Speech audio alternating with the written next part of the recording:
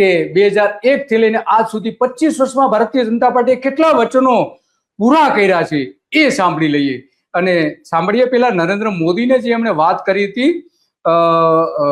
એ भाजपा जो करती है वो बोलती है करती है। मोदी की गारंटी की चर्चा हो रही है। मोदी की गारंटी कैसे पूरी होती है और कितनी रफ्तार से पूरी होती है। भाजपा जो कहती है वो जरूर करती है। दूसरी पार्टियों की तरह भाजपा केवल घोषणा पत्र नहीं जारी करती, हम तो संकल्प पत्र लेकर के आते। तो अपना माननीय वडाप्रधान, सन्माननीय वडाप्रधान नरेंद्र मोदी जे बात करी रह्या छे के अमे संकल्प पत्र लईने आवीए छीए अने जे कहीए छीए ए करे छे। तो 2001 में नरेंद्र मोदीनी सौथी पहेली सरकार बनी हती त्यारे जे चूंटणी ढंढेरो जाहेर करवामां आव्यो हतो तो ए शुं हतो ए आपणे आजे चर्चा करवी छे। चर्चा એટલા માટે કરવી છે કે એ સમયના જે વચનો હતા તો એ વચનો કેટલા પૂરા કર્યા। સળંગ જે આપણે નરેન્દ્ર મોદીને સળંગ સત્તાઓ આપી ગુજરાતે તો ખરેખર વાસ્તવમાં કેટલા એમને વચનો પૂરા કર્યા છે એ આજે વાત કરવી છે। અને જોઈએ એની સાથે સાથે આ પણ જોતા જઈએ આખો વિજય નિર્ધાર જે જાહેર કરવામાં આવ્યો હતો એ રીતે કાર્ય સંકલ્પ પત્ર એનું નામ આપવામાં આવ્યું હતું। અને ગામ સુખી તો દેશ સુખી એટલા માટે કે ગ્રામ પંચાયતો તાલુકા પંચાયત જિલ્લા પંચાયતોમાંથી સૌથી પહેલા જે અસર થતી હોય તો ગામડાને થતી હોય છે અને એટલા માટે એમણે એ આ પત્ર સંકલ્પ પત્રનું નામ પણ એવું જ આપ્યું હતું। તો એ વચનો જે એવા 55 જેટલા વચનો છે અનેક વચનો આપ્યા હતા એમાંથી 55 વચનો પૂરા કર્યા નથી। લગભગ સમજો કે 60 થી 70 હશે। તો 2002 ની જે ચૂંટણીનો ઢંઢેરો હતો એ સ્થાનિક સ્વરાજની ચૂંટણીનો કાર્ય સંકલ્પ વિજય નિર્ધાર નામ અપાયું હતું। આપણે જોઈ રહ્યા છીએ કે જિલ્લા તાલુકા પંચાયત અને 25 વર્ષ થયા છતાં વચનો અધૂરા રહ્યા છે આજે ઘણા બધા। ત્યારે મોદી આસામમાં ફરીથી આવા વચનો રજૂ કર્યા, પશ્ચિમ બંગાળમાં રજૂ કર્યા। 2001 માં ભાજપે વચન આપ્યું હતું કે ગામ સુખી તો દેશ સુખી, પરંતુ ગુજરાતનું એક પણ ગામ આજે સુખી જોવા મળતું નથી। મોટા ભાગના લોકો હિજરત કરીને શહેરમાં આવી રહ્યા છે। આજે શહેરની વસ્તી 51% થઈ ગઈ છે। જ્યારે ભારતીય જનતા પાર્ટી સત્તા પર આવી ત્યારે જે 36% વસ્તી હતી એ શહેરોની વધી ગઈ છે।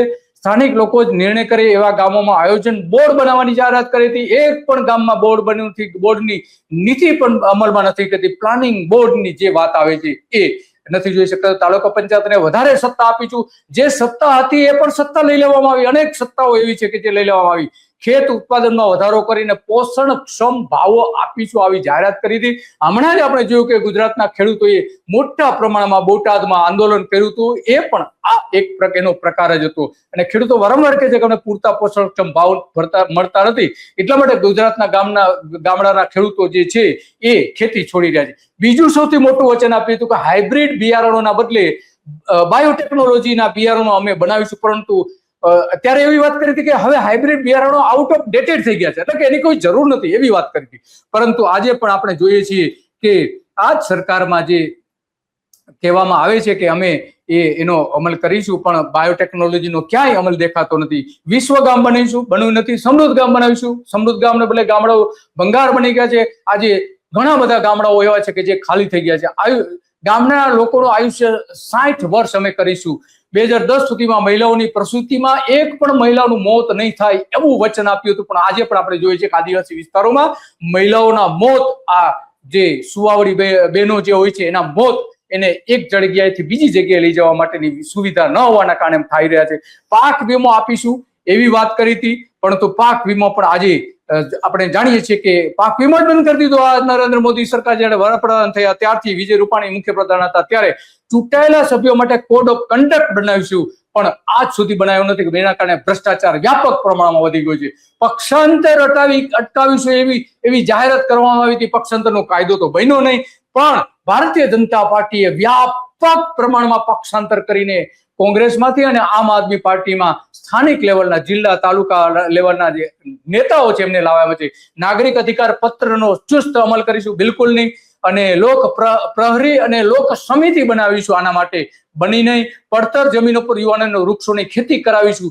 આજે એક પણ વૃક્ષ એની આજે ક્યાંય ખેતી થતી એવું દેખાતું નથી. એ જે પડતર જમીનો તે તો મોટા મોટા ઉદ્યોગપતિઓને આપી દેવામાં આવી, જે યુવાનોને આપવાની હતી.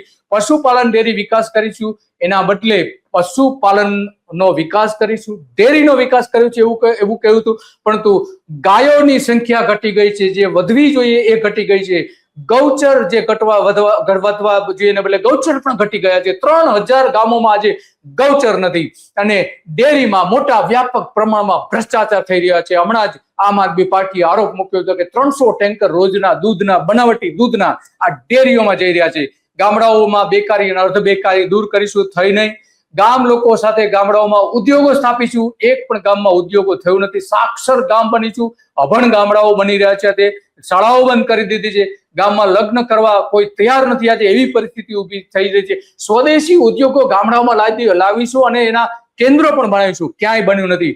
અઠવાડિયે સરપંચ દિવસ મનાવીશું એવી વાત કરી હતી, પણ સરપંચ દિવસ તો ઠીક છે, સરપંચોને પરેશાન કરવામાં આવી રહ્યા છે. તો આ હાલત આજે ગામડાઓની થઈ છે. અને એટલા માટે આ બધી જ વાત કરવી પડે છે આપણે. અને એ વાત કરવાના અનેક કારણો આપણે આપી રહ્યા છીએ. એક પછી એક ગૌચરનું વૈજ્ઞાનિક ઢબે વિસ્તરણ કરીશું, પણ ગૌચરનું વિસ્તરણ કરવાના બદલે ગામડાઓ ઘટી ગયા છે. ગૌચર ઘટી ગયા છે. 3000 ગામડાઓમાં ગૌચર એવા દેવામાં નથી. ઉદ્યોગપતિઓને મોટા પ્રમાણમાં એ ગૌચરો આપી દેવાય છે. 9000 ગામડાઓ તો એવા છે કે જ્યાં ગૌચર જે જોઈએ એના કરતા ઓછું છે. તો બાકી શું રહ્યું? જે આપણી પાસે 18000 ગામડાઓ છે એમાં કમ્યુનિટી બાયોગેસ બનાવીશું. ગામડાઓનો સામૂહિક રીતે બાયોગેસ પ્લાન્ટ બનાવીશું, બાયોગેસ પ્લાન્ટ, અને એમાંથી રાંધણ ગેસ ગામડાઓને આપીશું. બિલકુલ થયું નહીં. દરેક ઘરને ઘર મળશે એવું વચન આપ્યું હતું. 10 વર્ષમાં એટલે કે 2010 સુધીમાં 30 લાખ મકાનો ગરીબ લોકો માટે મકાનો બનાવવાના હતા. બિલકુલ બનાવ્યું નહીં. એ પોલ ત્યારે ખુલી. નરેન્દ્ર મોદીએ 2012માં ફરીથી વચન આપ્યું હતું કે 50 લાખ અમે મકાનો બનાવીશું ચૂંટણી જીતવા માટે, પરંતુ એટલા મકાનો બનાવ્યા નથી. આપણે જાણીએ છીએ કે આજે ગુજરાતમાં 13 લાખથી વધારે મકાન સરકારે બનાવી શકી નથી 2012 થી લઈને 2026 સુધીમાં. તો આ વાત છે. કોમ્યુનિટી બાયોગેસ દ્વારા રાંધણ ગેસ આપીશું એવી જે જાહેરાત કરી હતી, ક્યાંય રાંધણ ગેસ આપવામાં આવતો નથી. કોમ્યુનિટી બેઝ વ્યક્તિગત રીતે કરે છે, અલગ વાત છે. અને આજે આપણે જાણીએ છીએ કે ગેસની ભારે તંગી છે. ગેસમાં લોકો પરેશાન છે. ગેસના સિલિન્ડર મળતા નથી. જો આ બાયોગેસ થયા હોત તો દરેક ગામમાં ગામ પોતે પોતાનો ગેસ બનાવતું હોત, પરંતુ નરેન્દ્ર મોદીએ બિલકુલ કર્યું નથી. દરેક ઘરને મકાન આપવાની જે વાત કરી હતી, તો એ વાતમાં પણ ગામથળની જે જમીનો વધારવી જોઈએ એ વધારી નથી. નરેન્દ્ર મોદીની સરકાર આવી ત્યારથી લઈને એ તો ઠીક છે, પણ મકાનો બાંધવા માટે જે પ્લોટ આપવાની જે યોજના હતી એ પણ બંધ કરી દીધી. તો બીજી બાજુ 50 લાખ મકાનો બનાવવાની આ જે વાતો કરી હતી નરેન્દ્ર મોદીએ, ક્યાંય દેખાતું નથી. 30 લાખ મકાનો બનાવવા તો બાજુ પર 10 વર્ષમાં 30 લાખો બનાવવાના હતા. અને ખેતરોના રક્ષણ માટે ગ્રામ રક્ષક દળો બનાવવાના હતા. અને ગામના જ લોકો એમાં ભરતી કરવાની અને ખેતરોનું રક્ષણ કરવાની યોજના જાહેર કરી હતી. પરંતુ આજે આપણે જાણીએ છીએ કે આ નરેન્દ્ર મોદીએ આ અંગે કંઈ જ નથી કર્યું. આપણે એક પછી એક આ બધી જ બાબતો જોઈ લીધી.